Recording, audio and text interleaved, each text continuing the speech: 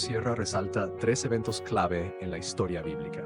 El diluvio, donde Noé obedeció a Dios y se preparó a pesar de la incredulidad de los demás. La liberación de Egipto, que muestra la transición de un pequeño grupo a una nación. Y el cautiverio en Babilonia, donde solo las tribus del sur regresaron a la tierra prometida tras 70 años. El mensaje principal es que debemos estar atentos y preparados para las señales de nuestro tiempo, actuando con obediencia y fe ante los desafíos y oportunidades que se presenten. Cuatro acontecimientos de vital importancia en la historia de la humanidad que nos van a ayudar un poquito a entender esto de tiempo, lugar, señales, etc. Y les voy a compartir de momento tres, ¿vale? El cuarto lo diré al final si nos da tiempo. Vamos a poner ahí en la pantalla los tres acontecimientos de los cuales leeremos a continuación unos pasajes. ¿Lo tenemos? Ahí, bien. Noé, en su tiempo, fue capacitado por Dios para construir un inmenso barco. Un barco realmente gigantesco para su época, y gracias a la obediencia de Noé y gracias a la construcción de ese barco, la humanidad pudo salvarse.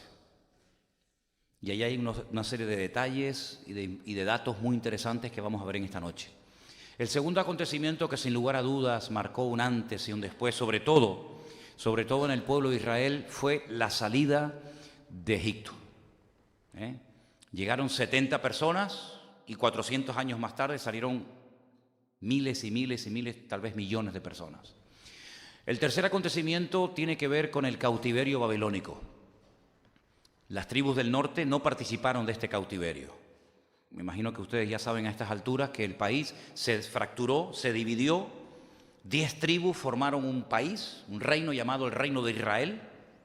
Y las dos tribus del sur, Judá y Benjamín, formaron el reino de Judá, ¿vale? Fueron las dos únicas tribus que permanecieron fieles a lo que había sido la casa de David. Y esas tribus del sur, no las del norte, repito, las del sur, como unos 140 y pico años después de la desaparición del reino del norte, son llevadas a Babilonia y están 70 años. Y esas tribus son las que vuelven.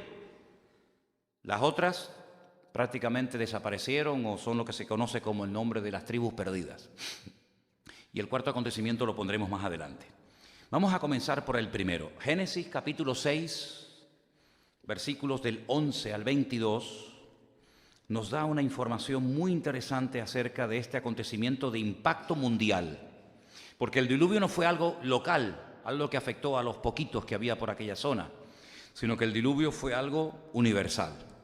Miles, tal vez millones de personas murieron, animales desaparecieron, nunca más se supo nada más de ellos. Muchísimas especies, tanto de aves como de animales, de mamíferos y plantas, desaparecieron. Pero en el capítulo 6, a partir del versículo 11, nos da una de las razones por las cuales Dios decidió actuar tan drásticamente. Dice que la tierra estaba totalmente corrompida delante de Dios. Esto es muy importante, porque dice que esa corrupción se hacía delante de Dios. Y además la tierra toda estaba llena de violencia.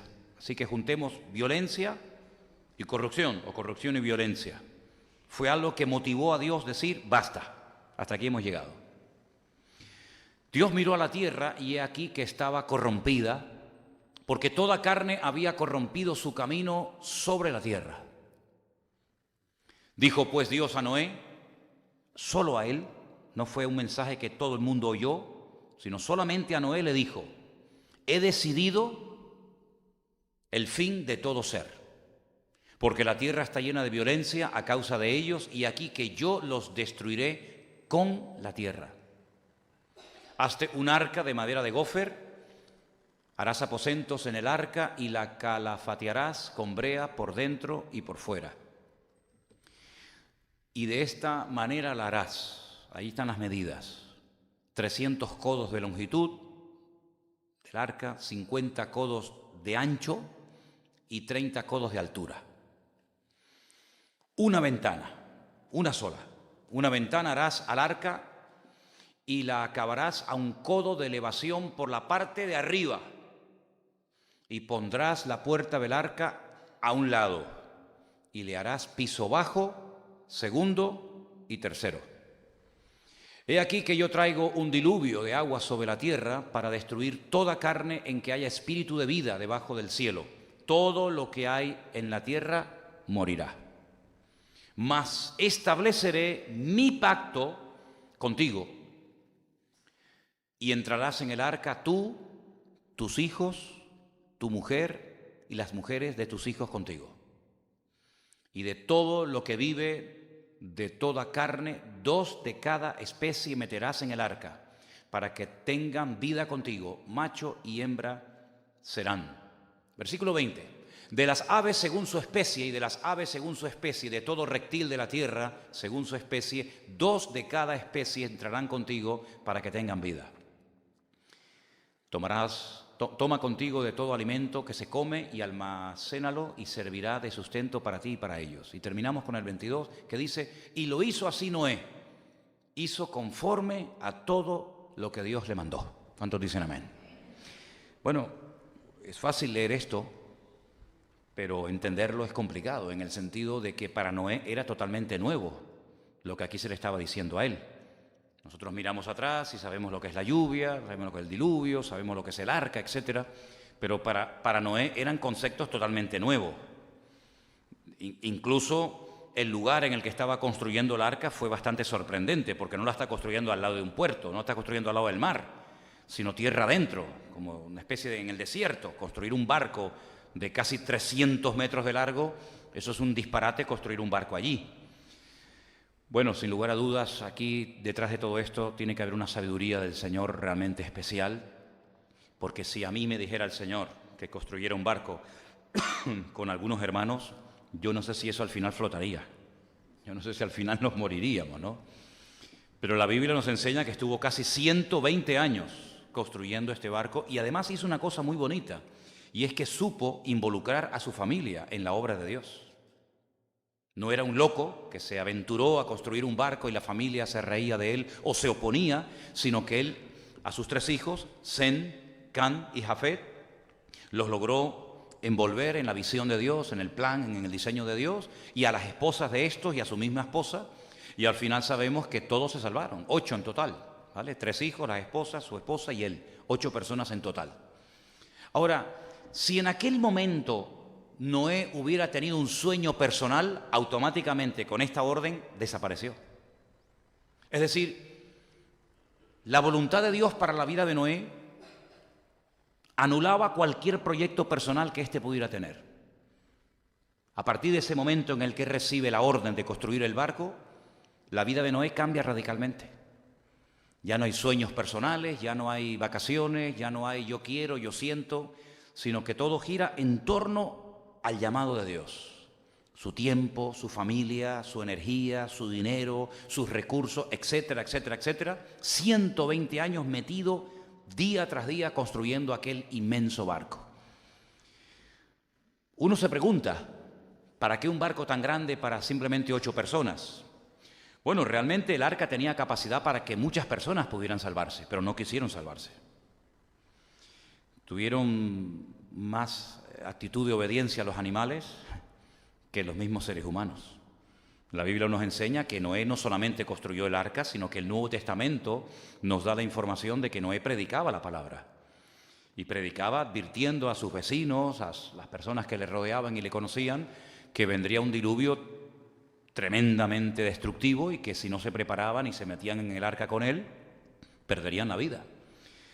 Y vemos que Noé aprovechó el tiempo tanto en lo material como en lo espiritual, pero vemos que la gente no respondió a su llamado. La gente fue desobediente, la gente rechazó, probablemente hubieron burlas, probablemente hubo oposición, no lo sabemos. Pero lo que está bien claro es que esos 120 años de Noé fueron años en los que él, toda su vida, giró en torno al llamado y a la carga que Dios puso en su corazón. Cuando el Señor Jesucristo aparece y lo vemos en los evangelios predicando y enseñando y recorriendo su país, Él habló de Noé. Quiero recordarles que el Señor Jesucristo mencionó a unos cuantos personajes del Antiguo Testamento. No sé si en este momento serías capaz de recordar 5 o 6 personajes del Antiguo Testamento que Cristo mencionó. Pero uno de ellos fue a Noé. Noé dijo que cuando él volviera por segunda vez, los tiempos, la generación que precedería a su venida, sería como la generación de los tiempos de Noé. Y ahí nos agarramos otra vez al famoso texto, ¿qué es lo que será? Pues lo mismo que fue.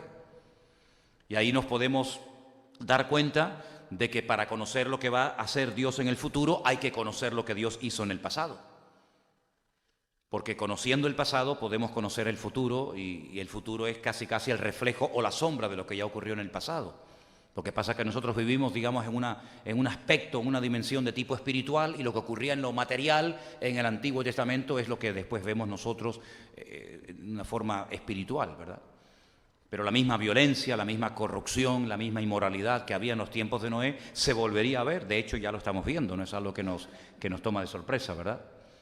Lo que quiero destacar con este acontecimiento universal, donde murieron miles de personas, es que Noé sabía perfectamente lo único que podía esperar ver en su tiempo, y era un diluvio. Él no podía tener ningún otro tipo de sueño, ningún otro tipo de ambición personal. Por ejemplo, para hacer un paréntesis, ¿saben que el rey David, que él sabía perfectamente a lo que el Señor lo había llamado y a lo que no lo había llamado, a lo que lo había capacitado y a lo que no lo había capacitado, él tuvo en un momento particular de su vida un sueño personal, un deseo, que era el de construir una casa para Dios, construir un templo. Un profeta, el profeta Natán, le dijo en un momento determinado: adelante, haz todo lo que Dios ponga en tu corazón. Sin embargo, la Biblia nos enseña que no era la voluntad de Dios que este hombre se dedicara a construir un templo. Es decir, sus sueños no coincidían con la voluntad de Dios para su época. Y esto es algo que tenemos que tener bien claro en nuestra vida. ¿A qué nos ha llamado el Señor y a qué no nos ha llamado el Señor? Por eso yo siempre he dicho, y creo que lo he demostrado con mi ejemplo, y es que imitar lo que otros hacen para obtener los resultados que otros han obtenido, para mí es lo más ridículo del mundo. Para mí es lo más ridículo y absurdo del mundo, porque lo que tenemos que descubrir cuál es el plan y el diseño de Dios para nuestra vida, y adaptarnos y amoldarnos a lo que Dios me pide a mí, no a lo que le pide a otro. El argumento de que, bueno, esa persona ha hecho tal y tal cosa, o ha descubierto tal o cual método y le funciona, gloria a Dios. Pero Noé no tuvo que imitar a David, ni David a Salomón, ni Salomón a Abraham, ni Abraham a Josué, sino que cada uno descubrió el tiempo en el que vivía, y el tiempo va acorde a las señales de tu tiempo. Hay señales que son típicas de ciertos y determinados momentos, y hay otras que no. Y hay un texto que descubrí en estos días, leí en estos días, que nos va a ayudar mucho para entender lo que intento enseñar en esta tarde. Y está en Mateo, capítulo 12, versículo del 38 al 41. Repito, Mateo 12, del 38 al 41. Ahí nos da una clave muy interesante para entender esto de tiempo, lugar, señales, etc. Entonces, respondiendo algunos de los escribas y de los fariseos, diciendo: Maestro, deseamos ver de ti, ¿qué? Señal. Queremos ver una señal. Él les respondió y les dijo: la generación mala y adúltera demanda señal. Esto es muy importante, porque tal vez ustedes conocerán a creyentes que siempre están buscando y pidiendo señales.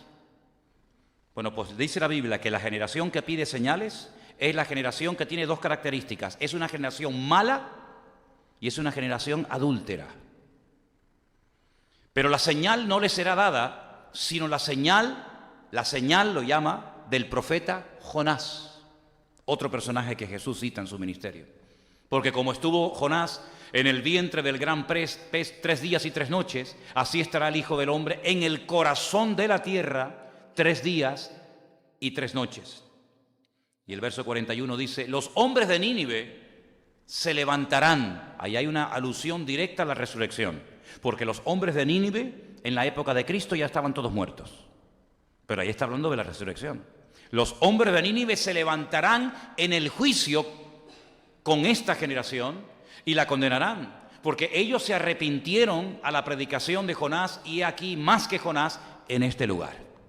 Es decir, al Señor Jesucristo le exigían que Él hiciera señales que demostraran que Él realmente era el Mesías. Y él dice, mira, si están ustedes pidiendo y demandando constantemente que haga señales, ustedes se caracterizan por ser una generación mala y adúltera. Y ustedes sí van a ver una señal, pero no la que quieren ver, no la que les gustaría ver, sino ustedes van a ver la señal del profeta Jonás. Y me llama mucho la atención la palabra que utiliza Cristo, la palabra señal, ot, de la cual hablaremos también esta noche.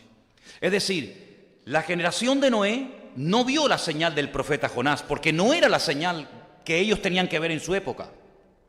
La generación del Señor Jesucristo no vio las señales o los acontecimientos de la generación de Noé, porque no era la que le correspondía ver ni experimentar. Es decir, cada generación tiene sus características. No eran igual, y aquí entraríamos en el tema de la historia de la iglesia, ¿no? No eran igual los cristianos, los hermanos nuestros, en la década de los años 60, que después, posteriormente, en la década de los años 80, por ejemplo. Es interesante ver cómo eran las iglesias, qué se predicaba, qué era lo que más corría, lo que más se enseñaba en las iglesias a nivel general en los años 60 y lo que, por ejemplo, se predica hoy en día. No tiene nada que ver. Es el mismo evangelio, la misma Biblia, el mismo Señor, pero la iglesia de los años 60, como la iglesia del siglo I, no tiene nada que ver con la iglesia del siglo XV o con la iglesia que vivió y le tocó vivir la Segunda Guerra Mundial, que hubieron miles de cristianos durante la Segunda Guerra Mundial, pero su vida era muy diferente a la vida de nosotros hoy en día. Sí, las señales, las características, ¿verdad? Lo que se podía ver, lo que no se podía ver, era completamente diferente.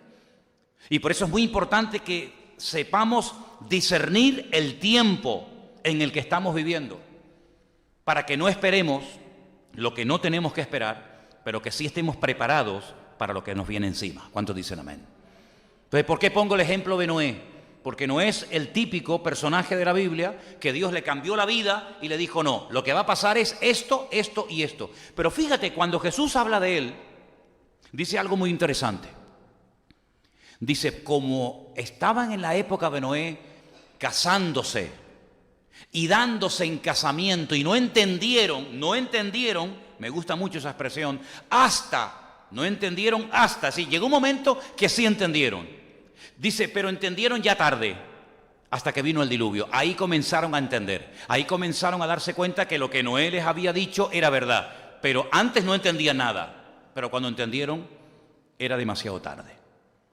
Es decir, que la generación de Noé, la única señal que iban a ver no era ni la muerte de Cristo, ni la resurrección de Cristo, ni la predicación del Evangelio, ni la extensión de la iglesia por toda la faz de la tierra, por los 5 continentes, sino el diluvio. Y te preparas para lo que viene, o amigo, pierdes la vida. Sin embargo, cuando vamos, por ejemplo, a Génesis, capítulo 15, del versículo 13 en adelante, vamos a ver unas palabras pero que muy interesantes, que Dios mantiene con el patriarca Abraham, que en ese momento era Abraham, todavía no le había cambiado el Señor el nombre.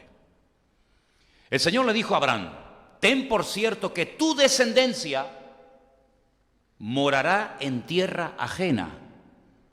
Claro, nosotros entendemos esto porque miramos atrás y vimos que todo esto se cumplió, pero es una información nueva, fresca. El patriarca Abraham en ese momento, la primera vez en la vida que oye estas palabras es ahí.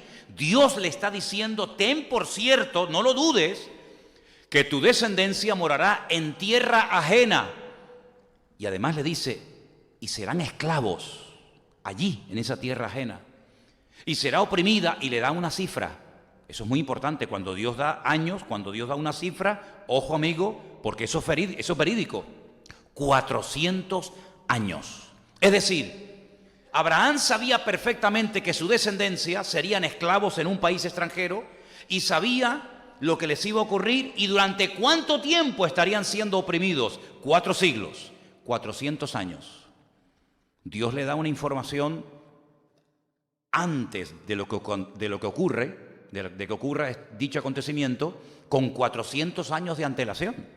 Sin lugar a dudas, esta información él se la transmitió a su hijo Isaac, Isaac se la transmitió a Jacob, etcétera, etcétera. Más también, versículo 14, a la nación a la cual servirán, juzgaré yo, y después de esto saldrán con gran riqueza. Esclavos, pero ricos. Y esto me llama mucho la atención, porque no es normal que después de 400 años de esclavitud fueran una de las naciones más ricas del mundo. Y sin embargo, eso fue lo que pasó. Fueron esclavos, lo perdieron todo durante el período de la esclavitud, pero cuando salen hasta arriba de riqueza, porque dice que los egipcios se lo daban a ellos. Y tú vendrás a tus padres en paz y serás sepultado en buena vejez. Y hay un versículo más, me parece, sí. Y a la cuarta, ahí está, a la cuarta generación volverán acá. No a la segunda, no a la tercera, a la cuarta. Hay que contar. Primera generación, segunda, tercera. A la cuarta generación vendrán acá. ¿Dónde es acá? Donde Dios le está hablando en ese momento a Abraham. Porque aún no ha llegado a su colmo la maldad del amorreo hasta aquí. Es decir, escucha bien, porque yo te voy a decir lo que va a pasar. Tu descendencia van a ser esclavos. Se está refiriendo evidentemente a Egipto. La palabra Egipto, lo dijimos ya muchas veces, es Mitzraim en la Biblia. Hay dos M's, dos letras M diferentes en hebreo. Una M que es abierta y una M que es totalmente cerrada. La palabra Mitzraim contiene las dos letras, las dos M. Cuando se escribe al final de una palabra con la letra M, se tiene que utilizar la Mensofit, es una letra M cerrada, como un cuadrado, totalmente cerrada. Eso es lo que iba a hacer Egipto. Una puerta abierta, pero al final se terminaría cerrando y caerían en la esclavitud. Y después de 400 años, yo los sacaré, pero no los sacaré de cualquier manera, deprisa y corriendo, sino los sacaré con gran riqueza y volverán otra vez aquí y este país será vuestro para siempre.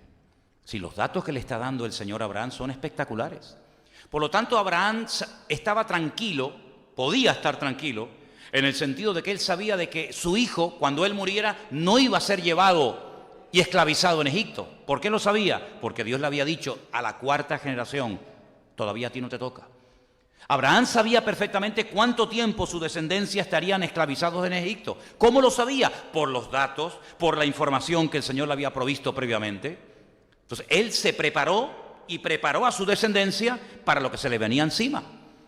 Y vuelvo a repetir, si no sabemos el tiempo en el que estamos viviendo, no vamos a saber qué es lo que Dios va a hacer y qué es lo que Dios no va a hacer.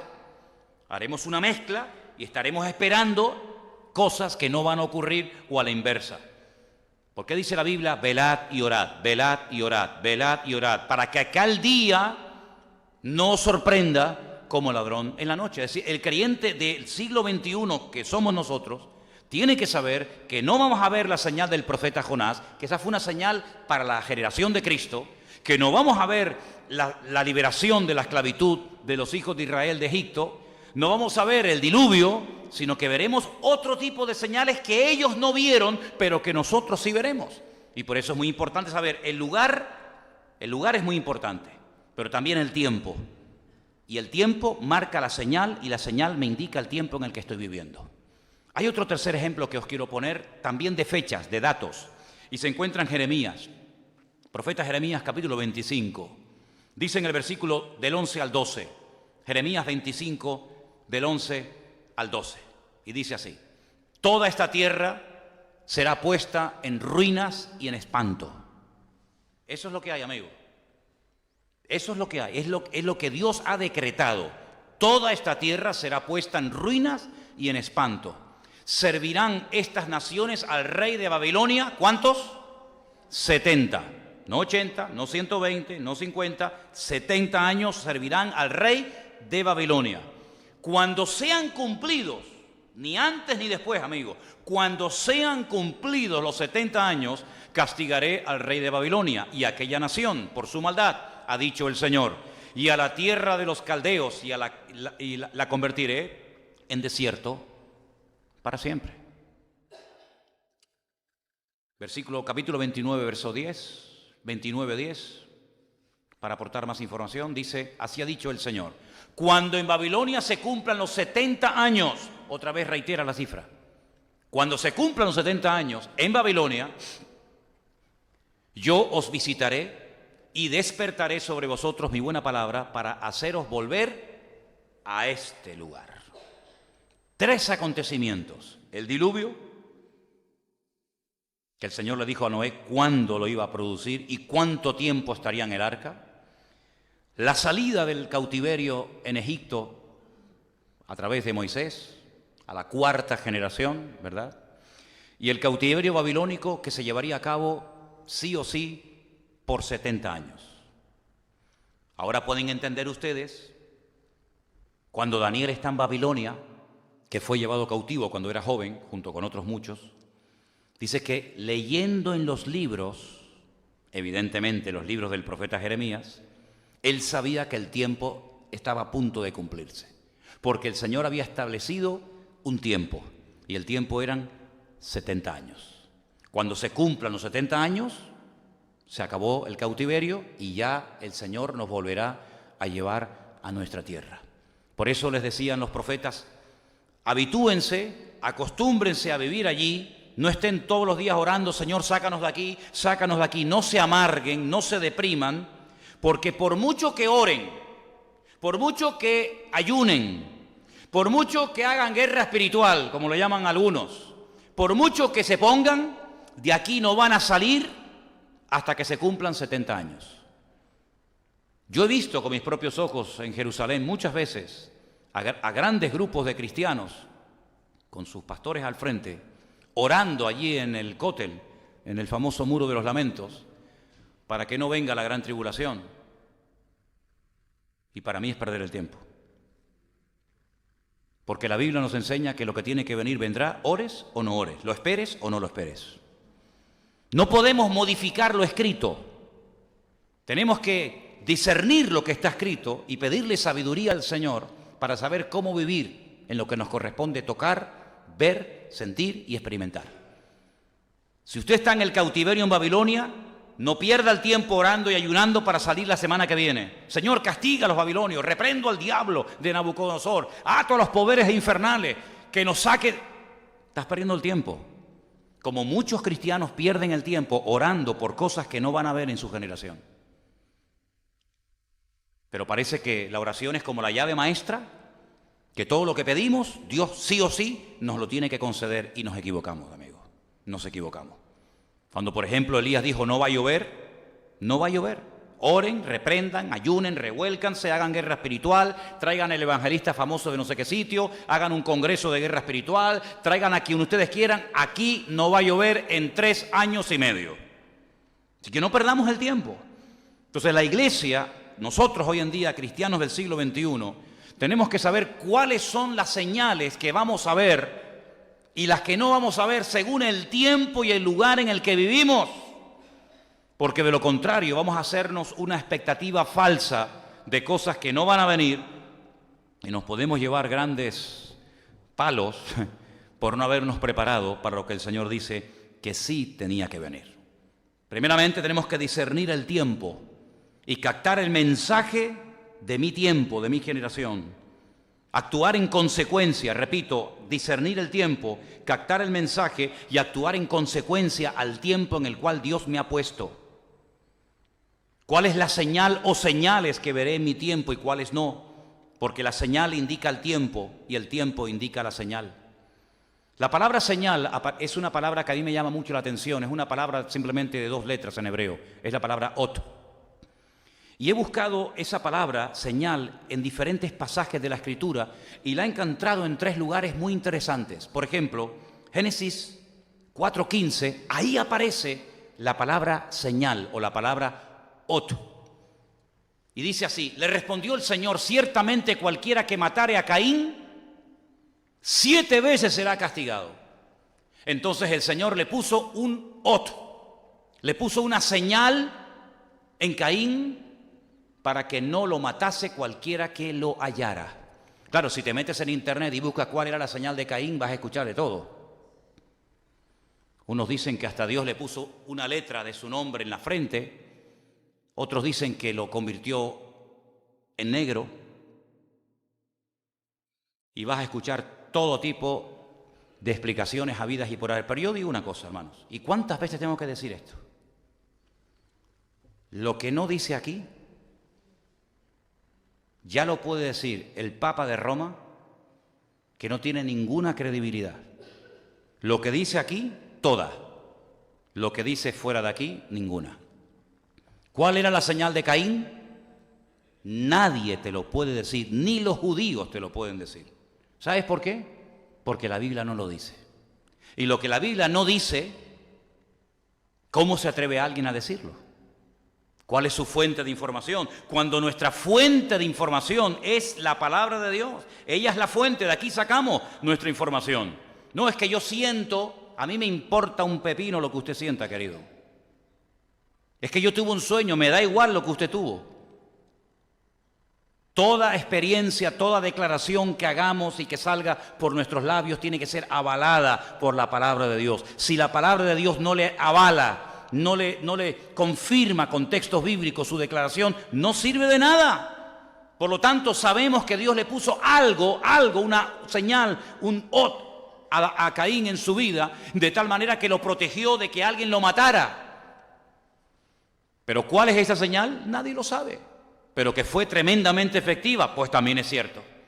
Porque la Biblia dice que el Señor se la puso para protegerlo de que lo mataran. La segunda vez que aparece esa palabra en la Biblia la encuentro en Génesis también, capítulo 9, versículo 12. Y esa es una señal que todos sí hemos podido ver y sabemos a lo que nos referimos. Dios dijo, esta es la señal del pacto que yo establezco entre mí y vosotros y todo ser viviente que estará con vosotros por siglos perpetuos. Solamente era eso. Había una fotografía, ¿no? ¿Saben cuál es esa señal? El arco iris. Ahí la tenemos. Qué cosa tan bonita, ¿eh? Pero el arco, si os dais cuenta, apuntando hacia arriba, no apuntando hacia la tierra. Porque el Señor dijo que nunca más volvería a castigar la tierra con un diluvio. La señal de Caín no la sabemos. La señal del pacto que Dios hizo a través o con la vida de Noé, sí la sabemos, que es esa. Y hay una tercera ocasión en la que sale la palabra ot o señal en la Biblia, y está en Génesis, capítulo 13, versículo 9. Y dice, no es Génesis, está en el libro de Deuteronomio, disculpen, Deuteronomio. Mientras lo van buscando, esta es la señal y aquí la he traído para que la puedan ver. No sé si alguna vez, algunos sé que sí, otros sé que no. Algunos no han visto jamás en la vida esto. Estas son las señales que dice que el pueblo de Israel tendría todos los días de su vida en su frente y en su brazo. Estos son lo que llaman la Biblia las famosas filacterías, las que se amarran aquí al brazo y se le dan 7 vueltas, y aquí dentro hay textos de la palabra de Dios, y las tendrías cerca de tu corazón, y la otra se pone aquí, en la frente, y entonces ahí aparece otra vez la palabra ot, o la palabra señal. Esto se lo ponen todos los días los judíos cuando van a orar, por la mañana, por la tarde y por la noche. Son tiras de cuero muy largas. Y entonces dijo Jesús que les gustaba ensanchar las filas de sus filacterías, ¿verdad? Y orar delante de los hombres. Las puedes alquilar en las calles peatonales de Israel, las puedes alquilar en el aeropuerto. Es lo que yo llamo el kit de oración. Esto lo llama la Biblia ot, una señal entre tus ojos y una señal cerca de tu corazón. La de Caín no sabemos cuál es. La que hizo el Señor con Noé, sí la sabemos, es el arco iris, hemos visto la fotografía. Y la tercera vez que aparece esta palabra en la Biblia, estas son las filacterías o los tefilín, que llama la Biblia, aquí lo tenéis, por si después queréis verlo. Tenemos un cuarto acontecimiento que es el que a nosotros nos va a afectar. Y ese, ahí está, y atarás como una ot, como una señal en tu mano, y estarán como frontales entre tus ojos. Fue un mandato que Dios le dio al pueblo de Israel para que esas cajitas que dentro tienen versículos bíblicos siempre estuvieran cerca de su corazón y siempre estuvieran cerca de su cabeza, de sus ojos. El brazo y la frente y el brazo. Qué interesante. El anticristo dice que marcará a la gente en su frente o en su brazo, imitando siempre al Señor. Qué interesante, ¿verdad? Qué interesante. El cuarto acontecimiento está en el Nuevo Testamento. Aunque hay más escritura en el Antiguo Testamento. Escuchen bien este dato, espero que lo pueda decir bien. Hay más información en lo que llamamos Antiguo Testamento para estudiar la segunda venida de Cristo que la primera. Es decir, estudiando solamente el Nuevo Testamento, tú llegas a la conclusión de que el Mesías tendría que venir 2 veces. Una vez a morir y otra vez a reinar. Si no leyéramos nunca el Nuevo Testamento, sabríamos perfectamente que el Mesías tendría que venir en varias ocasiones. Ahora, ¿por qué yo muchas veces cuando voy a alguna iglesia o retiro de pastores o algún curso que damos por ahí, yo les digo, hermano, os voy a decir algo, no os sorprendáis, hoy no va a venir el Señor Jesucristo? Y claro, se quedan así como diciendo, ¿cómo? ¿Cómo? ¿No va a venir hoy? Digo, no. ¿Y cómo lo sabe? Digo, ¿cómo no lo sé? ¿Y tú no lo sabes? No, el Señor dice que puede venir en cualquier momento. Digo, sí, pero hoy no va a venir. Pero hermano, ¿cómo dice eso? Digo, porque la Biblia lo dice. Y la gente ya se queda ahí un poco trastocada, porque a mí me gusta muchísimo hacerle a la gente pensar. Porque hay creyentes que repiten lo que creen, lo que dicen que creen como los loros. Pero no porque lo hayan comprobado. No porque lo hayan leído. No es el copia y pega. No. Es porque te has metido en las páginas de la Biblia y has estudiado horas y horas y horas y lo que crees lo puedes demostrar con la Escritura. Hay un pasaje extraordinario en el Nuevo Testamento que nos hace mucho bien en el sentido de que nos da la información de las señales o de las cosas que podemos ver en nuestra generación, en nuestro tiempo. Y está en 2 de Tesalonicenses capítulo 2, del 1 al 10. Preste atención porque esto es como una cadena. Como los eslabones de una cadena, ¿verdad? Uno te lleva al otro, el otro te lleva al otro y así sucesivamente. Escucha, con respecto a la venida de nuestro Señor Jesucristo y nuestra reunión con Él, no lo cambies hasta que yo te diga. Os rogamos, hermanos, escuchen bien, con respecto a la venida del Señor Jesús, hay 2 palabras en el Nuevo Testamento para hablar de la venida de Cristo. Una es la palabra parausía y otra es la palabra epifanía. Estamos hablando en griego. Una es la palabra que se utiliza para hablar de la primera venida de Cristo, que es la epifanía.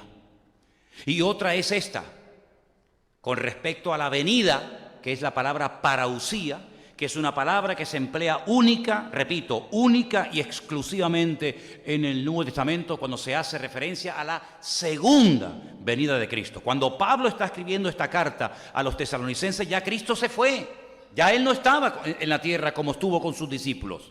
Por lo tanto, Pablo está hablando de una segunda venida, de la parousia, de la aparición visible y física del Mesías. Con respecto a esa venida, hermanos, os rogamos, cambiamos, que no os dejéis mover fácilmente de vuestro modo de pensar, ni os conturbéis, ni por espíritu, ni por palabra, ni por carta, como si fuera nuestra, en el sentido de que el día del Señor está cerca.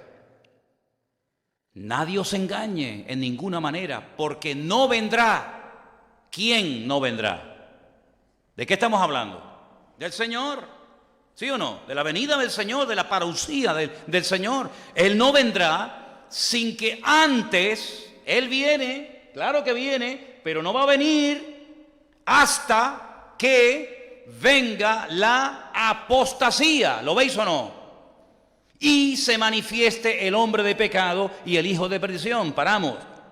Hermanos, no se pongan nerviosos, no se preocupen. El Señor viene pronto, el Señor está cerca, pero no vendrá. Te lo está diciendo. Viene, que no se preocupen, que Él viene. Pero no va a venir hasta que pasen 2 cosas. La apostasía. Y se manifieste, se dé a conocer el hombre de pecado, el hijo de perdición. Primero, ¿qué es la apostasía? Dice el Espíritu claramente que en los postreros días algunos apostatarán de la fe escuchando a espíritus engañadores. ¿No dice eso una de las cartas de Pablo a Timoteo? La apostasía es la marcha atrás, la renuncia por parte de algunos que tal vez experimentaron, conocieron, probaron del don celestial, dice la Biblia, pero que dan marcha atrás, pisotean la sangre de Cristo, vuelven atrás, rechazan el Evangelio. También tiene que ver con el desmadre, con el descontrol, con todo vale. No hay principios, no hay valores, no hay moral, no hay nada. No hay absolutos, todo es relativo. ¿Te gusta? Hazlo. ¿Te cae mal? No lo hagas. La apostasía es el descontrol, la anarquía total y absoluta en el mundo natural y espiritual. ¿Eso ha venido? ¿Se ve eso ya? Hombre, por favor, solamente hay que dar una vueltita por nuestra ciudad en estos días, ¿no? Estos políticos que se van a desayunar con los pastores de vez en cuando, y que a algunos se les cae la baba, es que tengo que decir esto, porque si no digo esto reviento.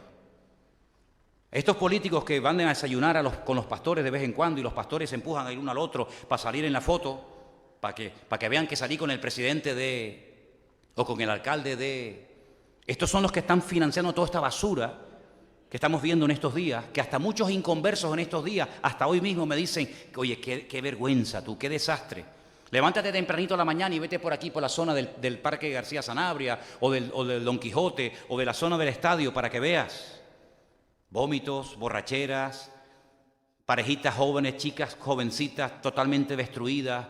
¿Y quién potencia todo eso? ¿Quién permite todo eso? ¿Quién financia todo eso con nuestros impuestos? ¿Quién? Los mismos que van a los desayunos de los pastores. Los mismos. Así que por la mañana con Dios y por la tarde con el diablo, ¿no? Pues ¿qué te parece? La apostasía, el desmadre, el descontrol. Ya no hay principios. Tuve en Israel una semana y no vi ni escuché nada de noticias y que fui el hombre más feliz del mundo. Me monto en el avión y me dan el periódico y nada más abrí el periódico, en la primera página me encuentro: joven mata a su madre y se la come. ¿Dónde? Sería en África, ¿no? En Papúa Guinea. Sería en una tribu salvaje de África donde no ha llegado todavía el hombre blanco para que lo culturice. No, aquí en España. ¿Pero esto qué es? Canibalismo en el siglo XXI en Europa. Como aquel que un día en internet anunció que se quería comer a uno y fue un bobo y le dijo, sí, yo soy, me presento voluntario, y se lo comió. Es que es alucinante. Eso es lo que dice la Biblia que vendrá. Como los días de Noé, que el Señor miró y dijo, ¿pero esto qué es? Desmadre, un descontrol total y absoluto. Bueno, tal vez algún día explicaremos cuando dice la Biblia que los hijos de los hombres se acostaban con las mujeres y viceversa, ¿verdad? Y de ahí nacieron engendros terroríficos y Dios dijo, basta, se acabó. Hasta aquí hemos llegado. Pero además de todo eso, que ya está entre nosotros, ya lo estamos viendo. Terrible las imágenes que me presentaba Adrián el otro día de las últimas cosas en el carnaval de Río de Janeiro.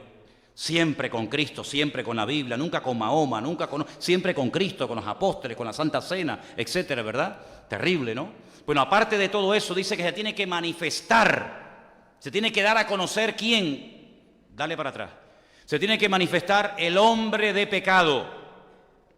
El hijo de perdición. Es muy importante ver los adjetivos que utiliza la Biblia cuando habla de diferentes personas. Por ejemplo, ¿cómo se le llama a Cristo? Admirable consejero, Dios fuerte, Padre eterno, Emmanuel, Alfa, Omega, la raíz de Judá, el león de la tribu de Judá, el Cordero de Dios, ¿verdad? Hay un montón de calificativos del diablo. Satanás, serpiente antigua, diablo, padre de mentira.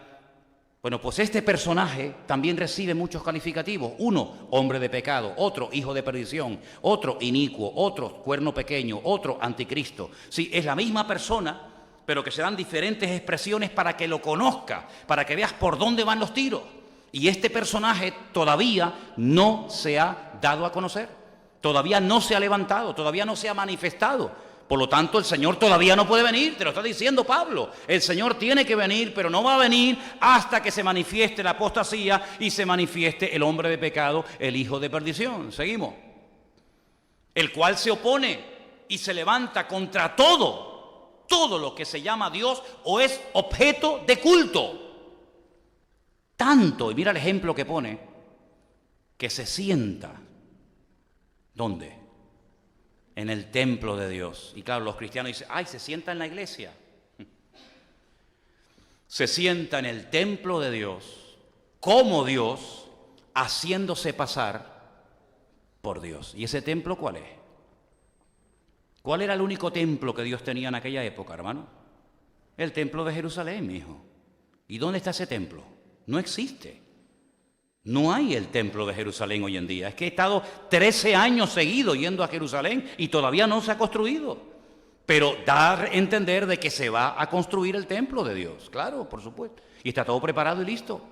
Y este personaje va a permitir que se construya el tercer templo de Jerusalén. Y a los 3 años y medio entra y dice la Biblia, el que lee entienda, porque claro, hay algunos que leen y no entienden, pero la Biblia dice el que lee entienda porque en esto hay sabiduría, que entrará y pondrá la abominación desoladora, de la cual ya habló el profeta Daniel, ¿verdad?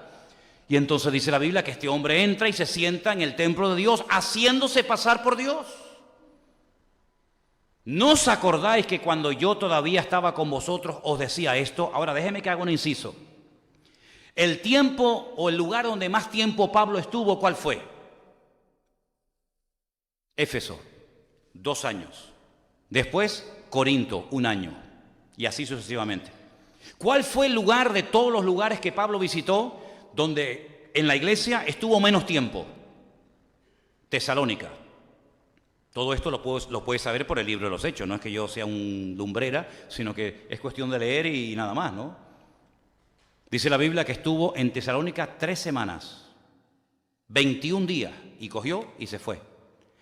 En esos 21 días, en esas 3 semanas, miren el nivel de enseñanza de Pablo.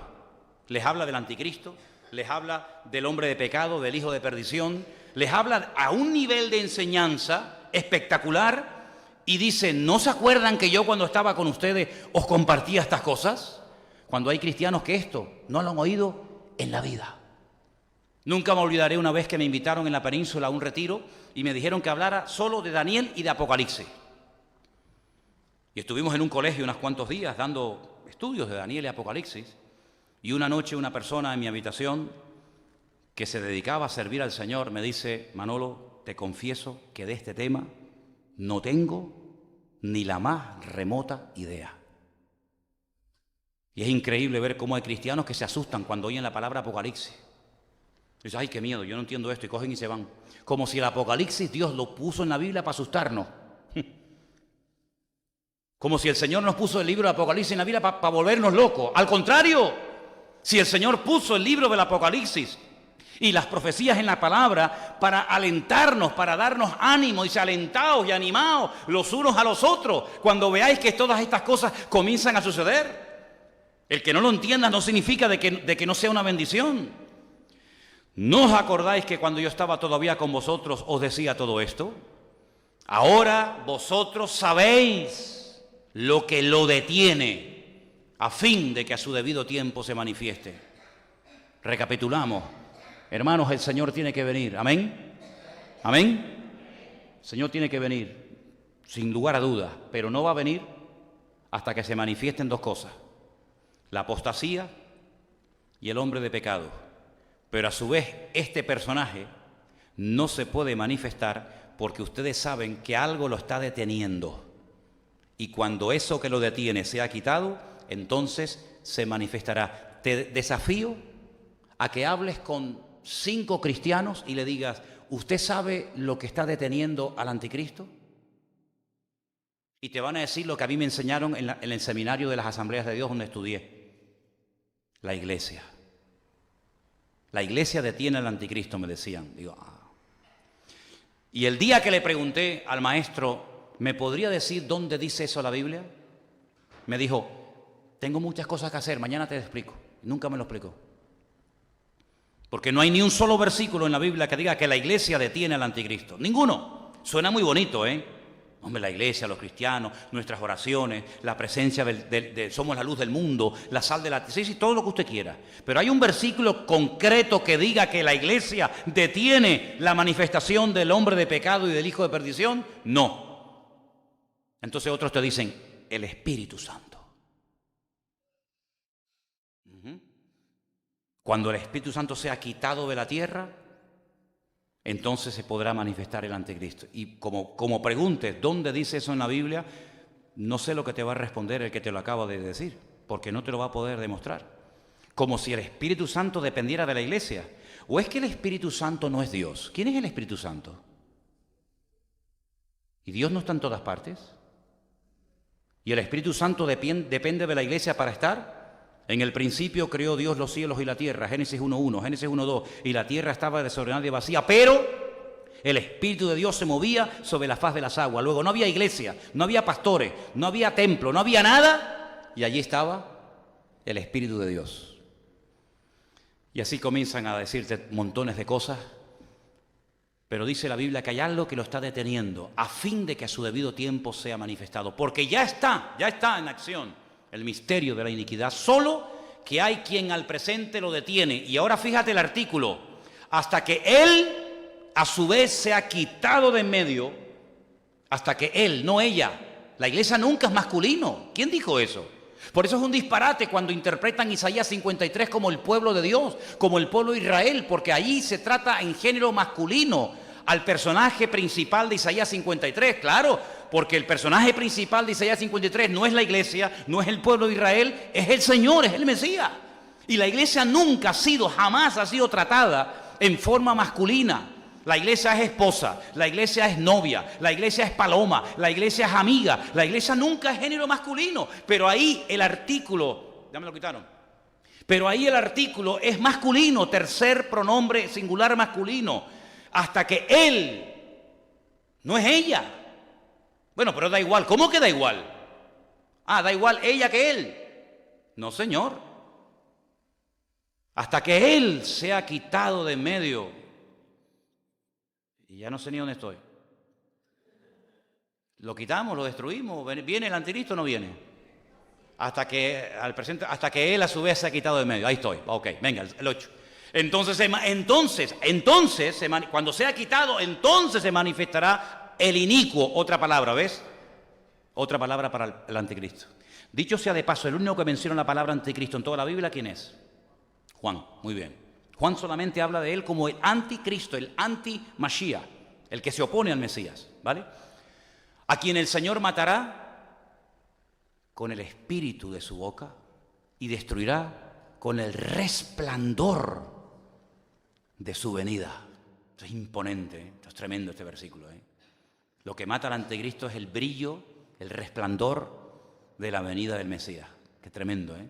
Inicuo, cuyo advenimiento, cuya aparición o manifestación es por obra de Satanás. Esas películas de Hollywood, que uno se acuesta con una mujer y nace el anticristo, que fue que el diablo se acostó con un... Hazme el favor. Con gran poder, poder, señales y prodigios mentirosos. Menos mal que pone mentiroso. Es decir, ahí hay una clave. En los últimos tiempos habrán manifestaciones, señales, prodigios, milagros mentirosos. Pero no dejan de ser prodigios, no dejan de ser milagros, pero mentirosos. ¿Y quién es el que está detrás de toda mentira? Satanás, que a él se le llama padre de mentira. Oye, esto es un milagro. Sí, pero es un milagro mentiroso. ¿Por qué? Porque lo ha producido el autor de la mentira, que es Satanás. Me encontré una vez hace años a un pastor en Madrid que me dijo que el domingo en su iglesia había llovido oro.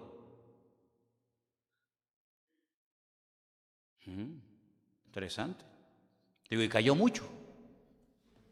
Ese hombre, no era para recogerlo con palas, pero algo cayó. Además, te lo puedo demostrar. Digo, ay, qué bien.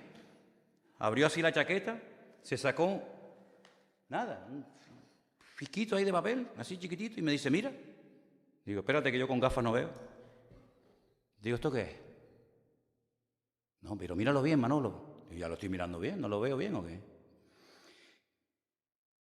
Dice, mira, este fisquito así de papel, yo lo que hice así del suelo, lo cogí así, y mira, esto es oro.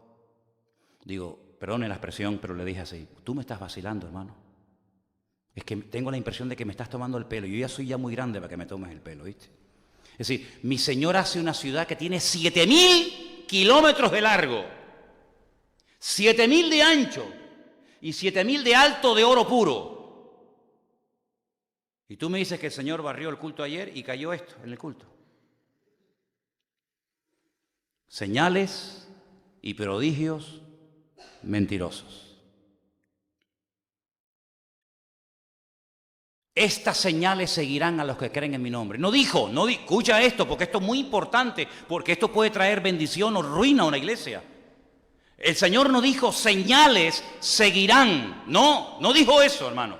Dijo, estas señales seguirán a los que creen. Estas señales, no cualquier señal. ¿Por qué acotó y por qué dijo estas señales? Porque no son todas las cosas que vemos y nos cuentan que son señales producidas por el poder y la manifestación del poder de Dios. Pero hermano, la Biblia dice, el Señor dijo que obras mayores que las que Él haría, que las que Él hizo haríamos. Digo, sí, mayores en cantidad, pero nunca le ganaríamos al Señor haciendo cosas que Él no hizo. ¿Has resucitado muertos? ¿Has limpiado leprosos? ¿No? Pues ya bastante tenemos con eso como para tratar de hacer cosas que ni Cristo hizo. El Señor es nuestro ejemplo en todo. Él es nuestro ejemplo en todo. Lo que Él no hizo, tú no tienes por qué hacerlo. Tú lo sigues a Él y Él no te sigue a ti. Y hay personas que creen que cualquier señal, cualquier milagro, cualquier prodigio, cualquier historia es de parte de Dios. Por eso una de las normas que tenemos en esta iglesia, y sabéis que la llevamos a rajatabla, y así lo hemos cumplido, cuando alguien dice que ha sido sanado de algo, como aquí ha habido gente que ha sido sanada, y ustedes saben de quién estoy hablando, aquí Dios ha sanado gente con cáncer. ¿Sí o no? Muy bien. ¿Cómo sabemos que usted tenía cáncer? Traiga los papeles. Mire, el médico en la consulta tal, el día tal, en el hospital tal, me dijo esto. Y ahora estoy sanado porque el mismo médico dice esto. Ok. Y podemos comprobar. ¿Pero qué es eso de que yo voy a un culto, oran por mí y Dios me sanó de SIDA? ¿Qué credibilidad tiene ese testimonio? Lo que le da credibilidad al testimonio es poder demostrar que usted verdaderamente era ciego y ahora ve. Porque si no, hermano, estamos dándole lugar a disparates que en vez de traer gloria a Dios, lo que traen es descrédito y desprestigio a la obra de Dios. Hombre, hay milagros que son evidentes. Si aquí entra un paralítico y Dios lo levanta, gloria a Dios, no hace falta ni que vaya al médico. ¿Por qué? Porque todos sabíamos que el hombre no tenía piernas y aquí le crecieron. Y todos sabíamos que el que entró pues era mudo o era ciego. Pero hermano, hay cosas que no se ven. Y no es que porque no las veamos, no las creemos, no. Sino lo que queremos es verdaderamente dar gloria a Dios y que los hombres sepan que verdaderamente este hombre tenía esta enfermedad y que ahora los mismos hombres ratifican que efectivamente Dios o lo que fuera lo sanó y ahí damos gloria a Dios. Entonces, este personaje hará un montón de milagros. ¿Por qué? Porque es un imitador. El anticristo es un imitador de Cristo. Cristo tuvo un padre. El anticristo dice, Satanás es mi padre el que me avala. Cristo hizo milagros, Él también hace milagros.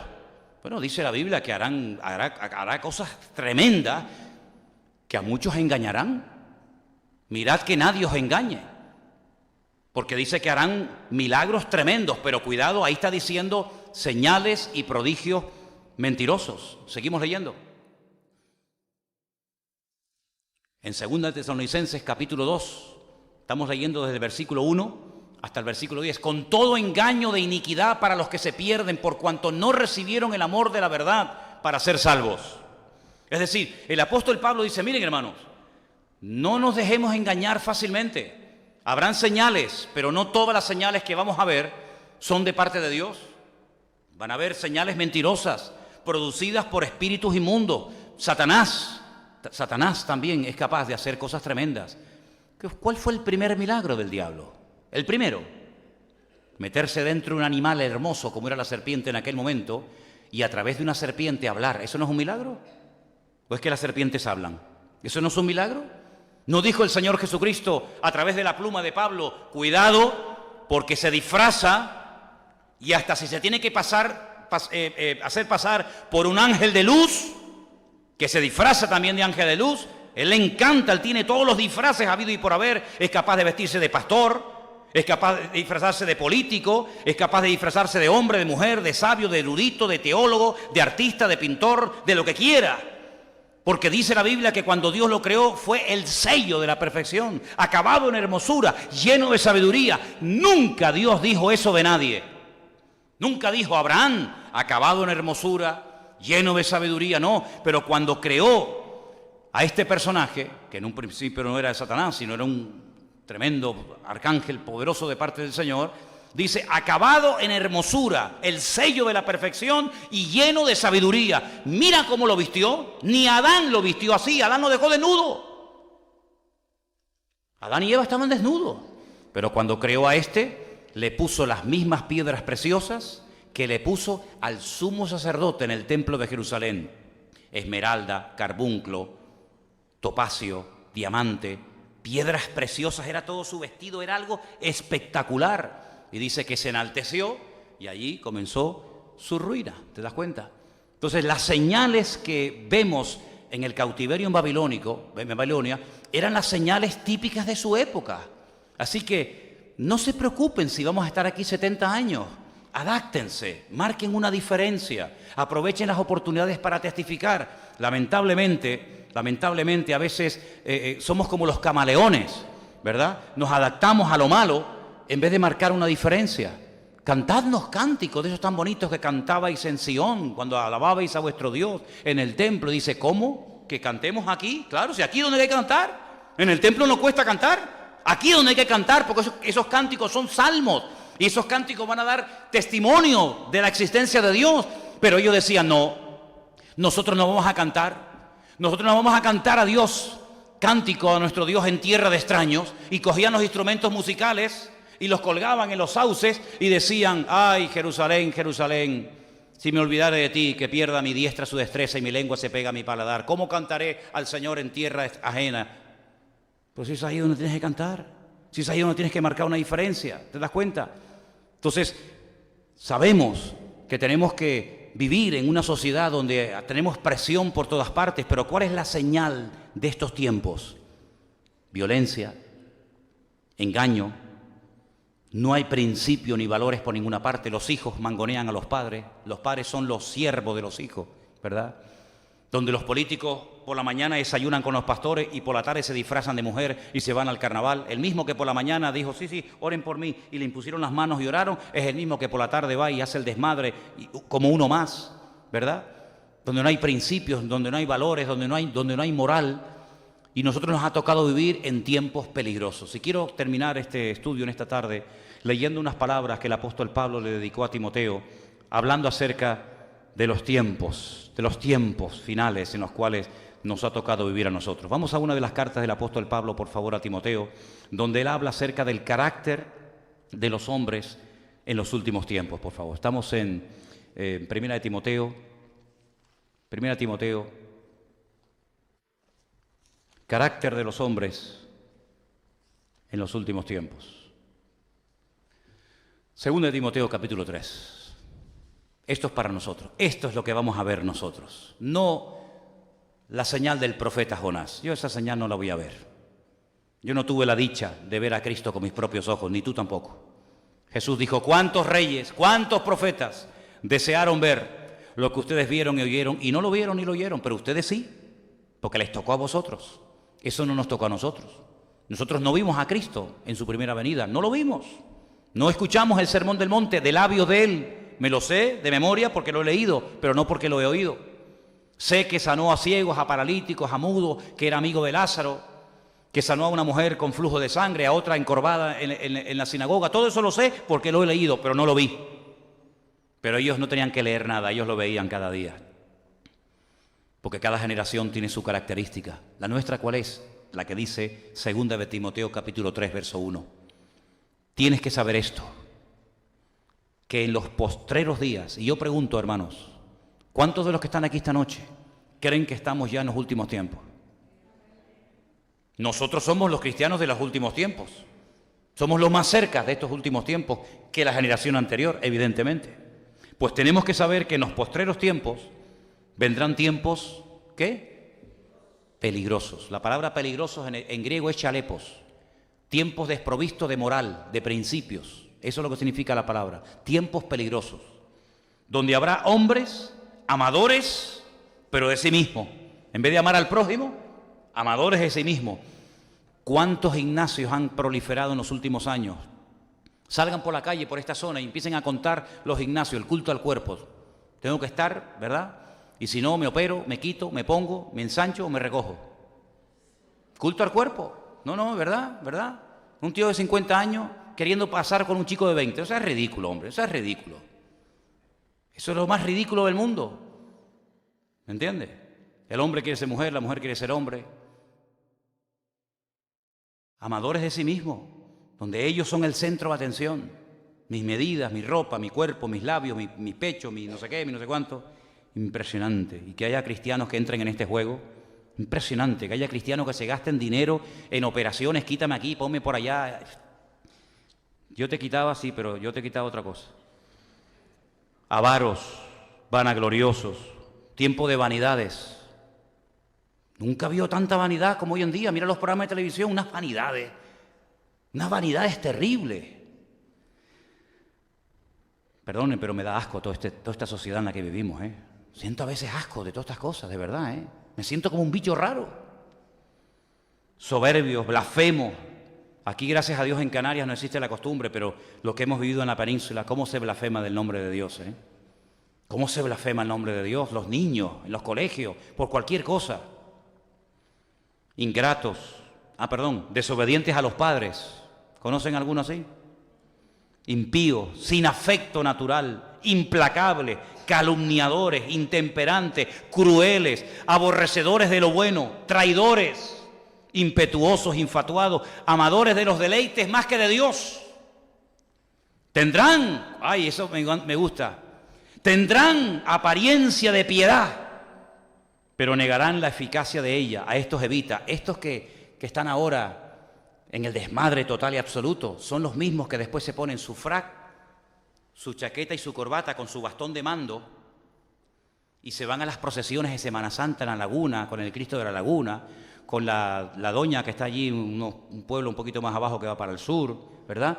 Los mismos que se desmadraron, los mismos que hicieron burradas, son los mismos señores que ahora con traje y corbata, con apariencia de piedad, sinvergüenzas. Tendrán apariencia, pero negarán la eficacia de ella. Estos son los que se meten en las casas y llevan cautivas a las mujercillas cargadas de pecado, arrastradas por diversas concupiscencias. Están siempre aprendiendo y nunca llegan al conocimiento de la verdad. Es increíble, no se enteran de nada. Hablas con ellos y dices, pero este hombre es pastor, pero este hombre es cristiano. Y no se enteran de nada. De la manera que Janes y Jambres resistieron a Moisés, estos resisten a la verdad, tienen respuesta para todo. Don respuesta, tienen respuesta para todo. Pero mira, hermano, es que la Biblia es santidad. No, pero mira, realmente no dice eso la Biblia. Pero mira, hermano, es que la Biblia habla de oración. No, pero tampoco te lo tomes tan a pecho. Pero mira, hermano, es que la Biblia habla de congregación. Sí, pues tampoco te pongas tan fanático ahora que parece que... Es impresionante. ¿Conocen gente así? Resisten a la verdad, corruptos de aquí, de entendimiento, flechas, vivos para los negocios, pero para la obra unos inútiles. Réprobos en cuanto a la fe, no irán adelante porque su insensatez será manifiesta a todos. Las ovejas a veces son más listas que los que están en los púlpitos. ¿Cómo puede ser eso? El pueblo común y llano tiene más sentido común que los jueces que tienen que dictar sentencia. ¿Cómo es posible que la gente diga, pero cómo es posible que este hombre ha matado, ha violado, ha quemado, ha torturado, ha hecho burrada y ahora está de permiso otra vez en la calle? La gente con más sentido común que los que tienen autoridad, pero autoridad para lo malo. Ojalá la utilizaran para lo bueno. No irán adelante, su insensatez será manifiesta a todos, como también la fue la de aquellos. Pero tú has seguido mi doctrina, mi conducta, propósito, fe, longanimidad, amor, paciencia, persecuciones. En otras palabras, hermanos, la maldad se va a multiplicar. No nos sorprendamos de que incluso diga iglesia de homosexuales. Y tú dices, pero ¿cómo puede ser esto? Y es que lo hay, hermano, y es que lo hay. Porque estamos viviendo en unos tiempos difíciles y peligrosos, donde estamos luchando como nunca antes contra corriente. Como nunca antes contra corriente. Y nosotros porque ya tenemos 2 dedos de frente y tenemos una edad, pero ¿y nuestros hijos? Esos niños pequeñitos que están en nuestra iglesia, que los vimos correr hace unos días ahí en el campamento, que entran y salen y corren cuando los metemos ahí adentro y decimos, bueno, los dejo a las 8 de la mañana y algunos los recogen a las 5 de la tarde. Y tú dices, ¿y dejo yo a mi hijo desde las 8 de la mañana hasta las 5 de la tarde en las manos de quién? ¿En las manos de quién? Locura. Ahora dice que van a castigar a los niños no saliendo al patio a jugar, para que aprendan y sepan lo que sufrieron las mujeres en su época. Pero ¿qué tarados tenemos, hermano? Pero qué tarados inútiles tenemos en este país. Este país se ha vuelto loco. Pero eso es lo que nos va a tocar ver a nosotros. Injusticias. Y hay una calma tensa en las naciones. Pero esto de un momento a otro sale por los aires, queridos hermanos, ¿eh?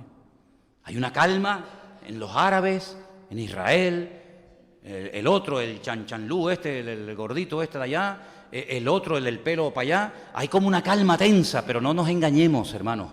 Como los dolores que le vienen a la mujer que está a punto de dar a luz. Ahí la tenemos sentada, tranquilita, escuchando el culto, de repente dice, ¡ay! Y dice, sale que ya no hay marcha atrás. Exactamente le va a pasar a la humanidad. Estamos tranquilos, pero no nos confiemos, no bajemos la guardia, no creamos que, ¡ay, qué bien! No, hermanos, esta es la calma que viene antes del huracán. Esa calma que dice, Dios, no se mueve ni una hoja, no hay ni pájaros, las hormigas se escaparon, no se oye nada y de repente te viene el huracán, amigo, y te arrasa con todo y te lleva a la casa. Pongamos la mirada en Cristo, porque la señal nuestra de los últimos tiempos, tiempos difíciles, tiempos peligrosos, tiempos de injusticia, tiempos de guerra, de rumores de guerra, etcétera, etcétera, etcétera. Pero el que persevere hasta el fin, ese será salvo. ¿Cuántos dicen amén? Aleluya, aleluya. Gracias, Señor. Gracias por tu palabra que nos conforta, que nos alienta, que nos anima. Gracias, Señor, porque es un ancla firme en medio de la tormenta.